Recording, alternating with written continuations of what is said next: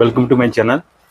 So இன்றைக்கி இந்த video நம்ம வீடியோ பார்த்துட்டு அதிக என்கொயரி வந்த ஒரு என்கொயரி என்ன அப்படின்னு கேட்டிங்கன்னா, அது கொரியர் சம்மந்தப்பட்ட என்கொயரி தான். கொரியர் பிஸ்னஸ் நம்ம ஆல்ரெடி 2 கொரியரோட ஃப்ரான்ச்சைஸ் நம்ம எடுத்திருக்கோம். ஆல்ரெடி நம்ம கொரியர் பிஸ்னஸ் பண்ணிகிட்ருக்கோம். அது என்னென்ன கொரியர் அப்படின்றத நம்ம அடுத்த வீடியோ நான் சொல்கிறேன். பட் இந்த வீடியோ நம்ம என்ன பார்க்க போகிறோம் அப்படின்னா, அதாவது கொரியர் பிஸ்னஸோட A to Z, அதாவது கொரியர் பிஸ்னஸோட டாப் டு பாட்டம் எல்லா விவரமும் இந்த வீடியோவில் நம்ம தெளிவாக பார்க்க போகிறோம். ஸோ இது இந்த வீடியோ பார்த்தீங்கன்னா ஒரே வீடியோவில் நான் போட விருப்பப்படலை. ஏன்னா ஒரு வீடியோ நான் போட்டால் கிட்டத்தட்ட இது ஒரு ஃபிலிம் மாதிரி ஆயிரும், ஒரு சினிமா மாதிரி ஆயிரும். 2 hours 3 hours மேலே போகும்.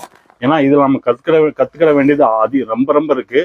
வெளியேருந்து பார்த்தா கொரியர் பிஸ்னஸ் மட்டும்தான் தெரியும்.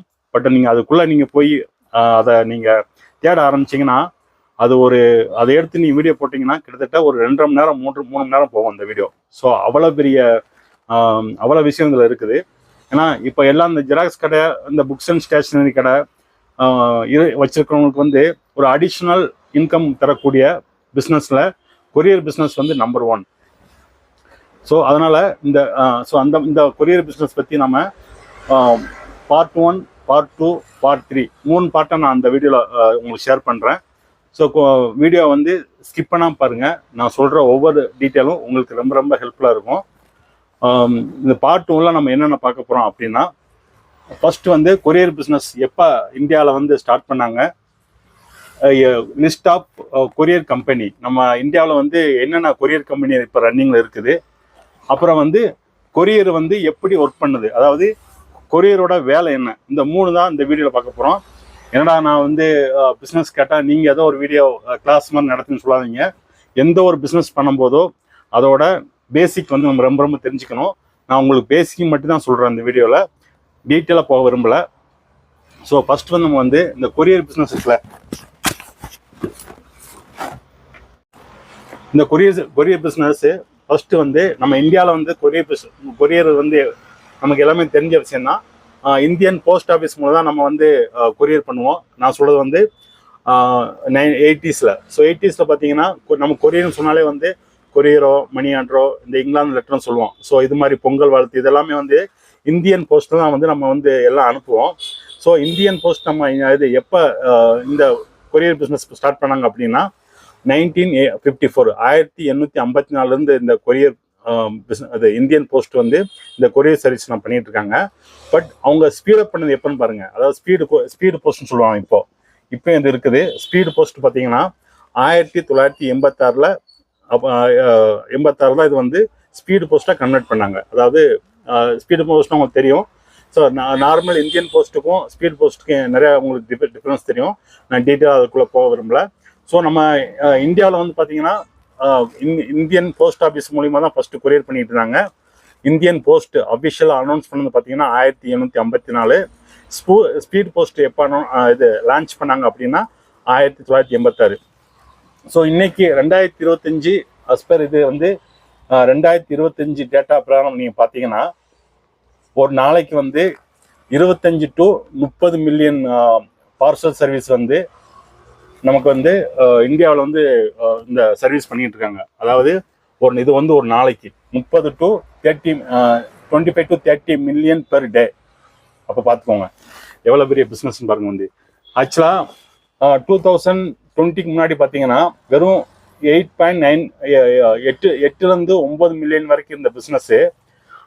2020க்கு அப்புறம், அதாவது ஆஃப்டர் கோவிட் 25 to 30 மில்லியனாக சேஞ்ச் ஆயிருக்கு பெர் டே. நான் சொல்றது எல்லாமே பெர் டே தான். ஒரு நாளைக்கு 25 to 30 மில்லியன் பார்சல் அது எல்லாம் இது எல்லாமே சேரும். அந்த ஸ்பீடு போஸ்ட்டாக இருக்கட்டும், ஐ மீன் இ-காமர்ஸாக இருக்கட்டும், இந்தியன் போஸ்ட்டாக இருக்கட்டும், அப்புறம் ப்ரைவேட்டு இந்த DTDC, delivery, blue dot, professional. So இவங்களாம் இந்த ஓவராலாக ஆவரேஜ் நம்ம எடுக்கும்போது 2025 வருஷத்துக்குரிய அதோட புள்ளி வர என்ன சொல்லுது அப்படின்னா, ஒரு நாளைக்கு 25 to 30 மில்லியன் பார்சல் கொடுக்குறாங்க, இல்லை புக் பண்ணுறாங்க, எல்லாம் சேர்த்து.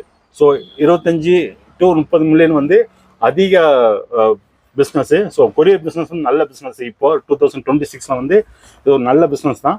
ஸோ இதை கண்டிப்பாக இது எப்படி நம்ம எடுக்கிறது, இதில் என்னென்ன எவ்வளோ ப்ராஃபிட் வரும், எவ்வளோ லாஸ், ஐ மீன் என்னென்ன கொரியர் பண்ணக்கூடாது, இதெல்லாமே வந்து அடுத்தடுத்த வீடியோவில் பார்ப்போம். ஸோ இந்த வீடியோவில் வந்து ஃபர்ஸ்ட் வந்து நம்ம கொரியர் பிஸ்னஸோட கொரியர் பிஸ்னஸ் எப்போ ஸ்டார்ட் பண்ணாங்க இந்தியாவில், இந்தியன் போஸ்ட் எப்போ ஸ்டார்ட் பண்ணாங்க, ஸோ இதை பார்த்தாச்சு. ஸோ ஒரு நாளைக்கு எவ்வளோ நம்ம பார்சல் வந்து கொரியர் பிஸ்னஸ் பண்ணுறாங்க அப்படின்னு கேட்டிங்கன்னா 25 to 30 மில்லியன்.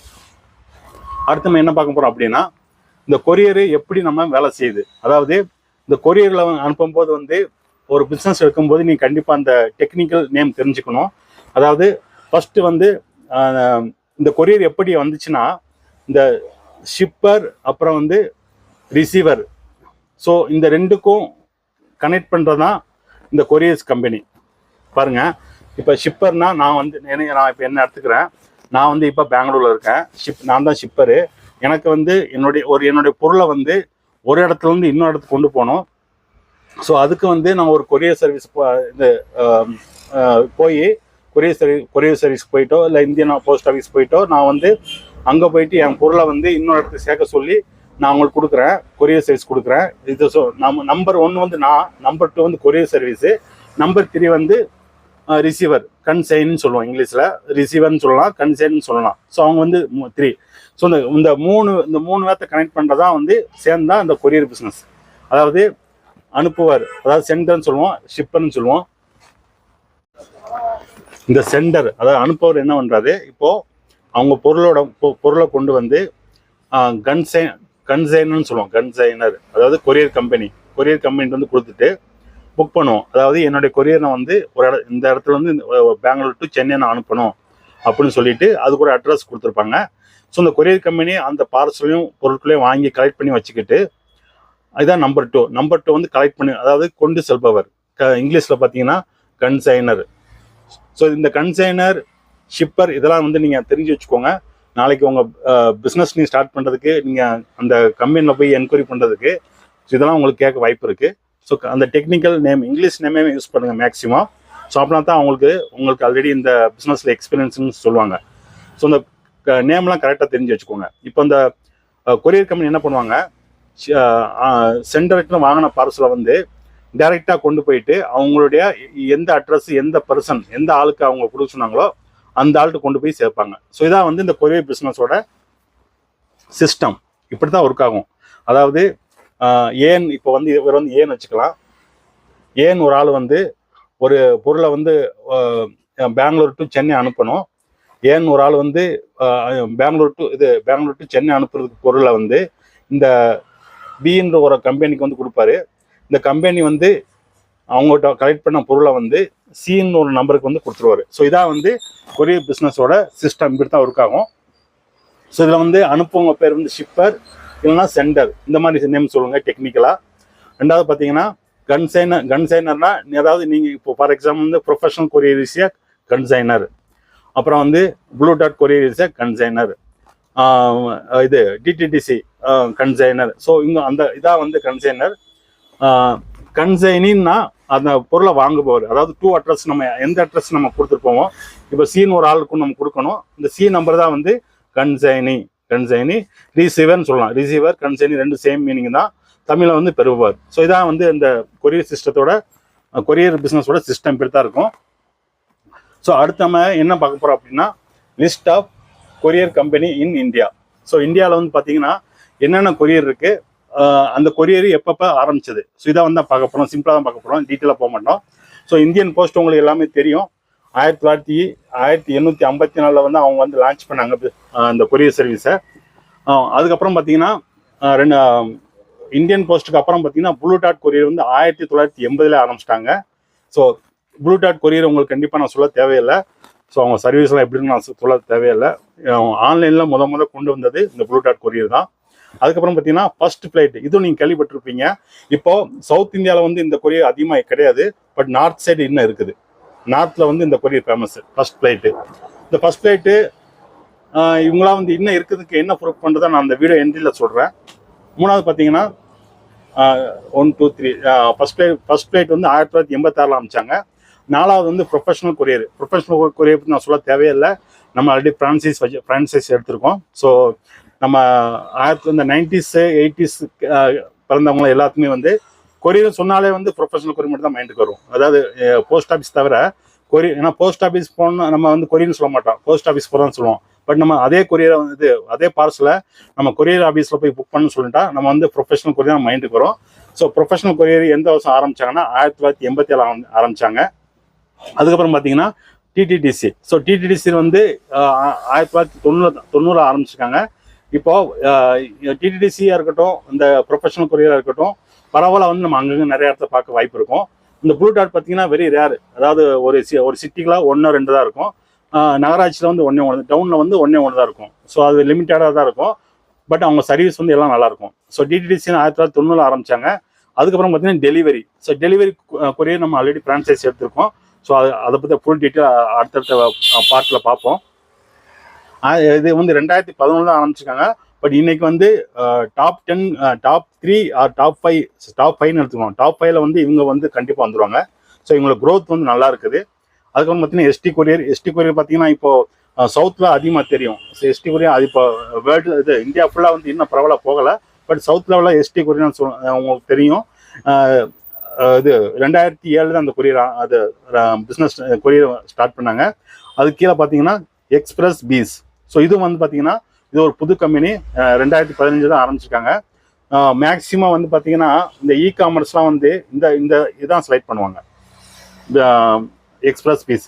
ஏன்னா இவங்களோட நோக்கமே வந்து, ஏன்னா இத்தனை பேர்த்த காம்படிட்டர் இருக்காங்க. ஸோ இதெல்லாம் வந்து இவங்களை ஓவர்டேக் பண்ணுறது எவ்வளோ ஈஸி கிடையாது. மேக்சிமம் வந்து நான் உதாரணம் சொல்லப்போனால், நீங்கள் வந்து இந்த மேஷோ அப்புறம் வந்து ஆன்லைனில் ஏதாவது நீங்கள் ஆர்டர் பண்ணிங்கன்னா, ஸோ மேக்சிமம் வந்து இந்த கொரியர் தான் ரெஃபர் பண்ணுவாங்க, எக்ஸ்பிரஸ் பீஸ். ஸோ இப்போதைக்கு இதை விட நிறைய கொரியர் இருக்குது. பட் நமக்கு மெயினாக, அதாவது ரொம்ப பிஸ்னஸ் பண்ணக்கூடிய கொரியரில் வந்து இதான். இன்னொன்று பார்த்துக்கோங்க, இந்தியன் போஸ்ட் ஆஃபீஸ். நான் சொல்ல தேவையில்ல, உங்களுக்கு தெரியும். 2வது பார்த்தீங்கன்னா ப்ளூ டாட். 3வது ஃபர்ஸ்ட் ஃப்ளைட்டு. இந்த ஃபர்ஸ்ட் ஃப்ளைட்லாம் இன்னும் இருக்குதுக்கு எப்படின்னு நான் முன்னாடி சொல்லியிருப்பேன். உதாரணத்துக்கு பார்த்தீங்கன்னா ஒரு சில கொரியர் வந்து, இப்போ நான் உதாரணத்துக்கு இந்த எஸ்டி கொரியர் எடுத்துக்கிறேன். எஸ்டி கொரியர் வந்து சவுத்தில் தான் ஃபேமஸ். பட் அவங்களுக்கு நார்த் சைடு ஒரு பார்சலையோ ஒரு புக்கிங்கோ கொண்டு போய் சேர்க்கணும் அப்படின்னா இவங்க வந்து இவங்களோட டைப் பண்ணி வச்சிருப்பாங்க. ஃபர்ஸ்ட் ஃப்ளைட்டோ ஏதாவது ஒரு கொரியர் அங்கே உள்ள லோக்கல் கொரியரோ டைப் பண்ணி வச்சிருப்பாங்க. ஸோ இவங்களுக்கு வர்ற கொரியர் என்ன பண்ணுவாங்க, உதாரணத்துக்கு இவங்க வந்து எஸ்டி கொரியர் வந்து மதுரைன்னு வச்சுக்கோங்களேன். மதுரை டு ஒரு இது பீகார்னு வச்சுக்கோங்க.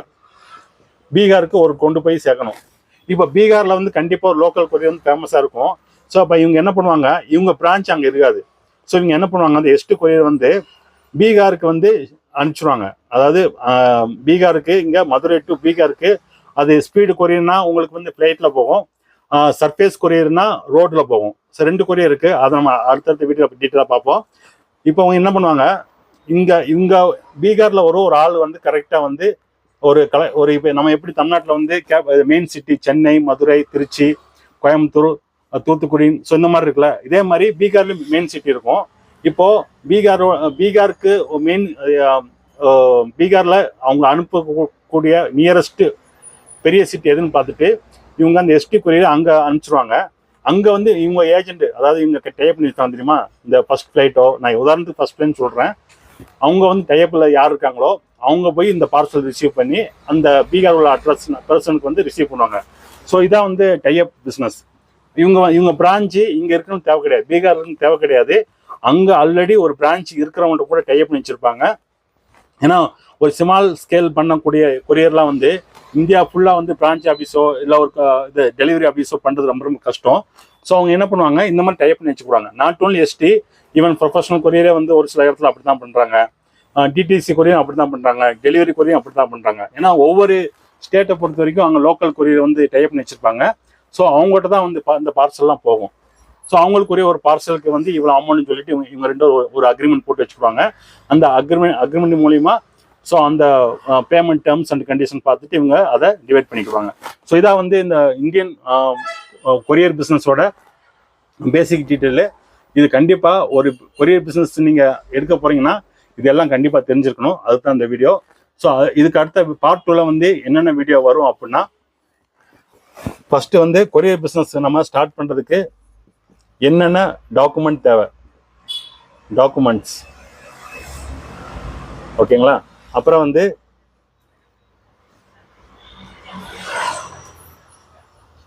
இன்வெஸ்ட்மெண்ட்,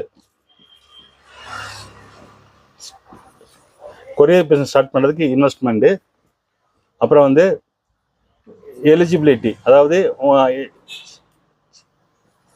எலிஜிபிலிட்டினா தெரியுமில்ல, உங்களுக்கு கொரியர் பிஸ்னஸ் பண்ணுறதுக்கு உங்களுக்கு மினிமம் ரெக்யர்மெண்ட்டு, அதாவது நீங்கள் ஒரு சம் குவாலிஃபிகேஷன் வச்சுருக்கணும், என்னென்ன ஐ மீன் உங்களுக்கு என்னென்ன எக்ஸ்பீரியன்ஸ் வேணும் அதெல்லாம் வந்து அடுத்த வீடியோ பார்க்கலாம்.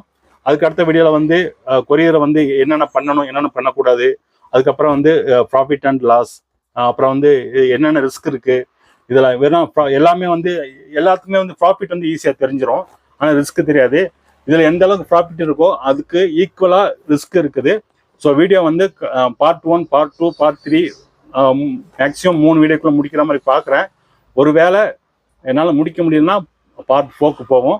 ஸோ வீடியோ வந்து கரெக்டாக லிங்க் ஃபாலோ பண்ணிட்டு வாங்க, நம்ம சேனல் சப்ஸ்கிரைப் பண்ணிட்டு வாங்க. இது மாதிரி நிறைய இந்த கொரியர் வந்து ஒரு கோர்ஸ் மாதிரி தான். காலேஜ் போனால் கூட இந்த அளவுக்கு சொல்லிக் கொடுக்க மாட்டாங்க. பட் நம்மகிட்ட அவ்வளோ டீட்டெயில் இருக்குது. நான் கலெக்ட் பண்ணி நோட் இது எல்லாம் ரெடி பண்ணி வச்சுருக்கேன். ஸோ ஒன் பை ஒன்னாக வந்துகிட்டே இருக்கும். ஸோ தொடர்ந்து நம்ம சேனலை பார்த்துட்டு இருக்குங்க, சப்ஸ்கிரைப் பண்ணி வச்சுக்கோங்க. தேங்க்ஸ் ஃபார் வாட்சிங் மை வீடியோ.